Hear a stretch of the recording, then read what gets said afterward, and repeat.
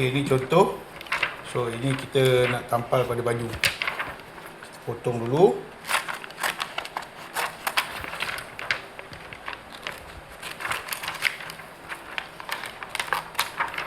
Okey, kita potong.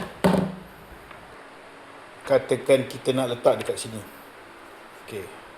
So, kita nak letak dekat sini. So, permukaan sini kita iron sekejap. Berapa second je. Iron je. Bagi dia panas. Okey.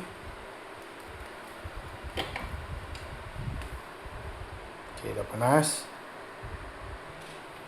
So, masukkan, letakkan contoh logo ni. Ambillah kertas apa-apa pun. Macam ni aku gunakan kertas minyak lah. Kertas A4 pun boleh, tak ada masalah. Letak, tengok, elok-elok. Kita letak. Kemudian iron lah. Iron je. Kalau boleh jangan gerak. Biar situ. Dalam 20 second je. Okey.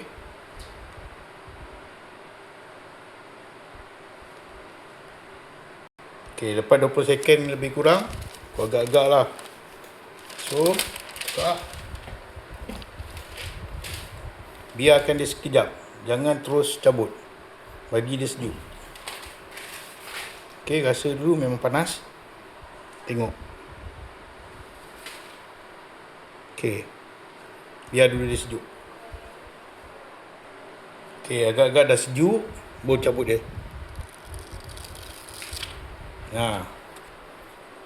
Okey. Rahsia dia jangan cabut. Terus cabut. Biar dulu. Bagi dia akan dah ni. Okey guys. Itu je.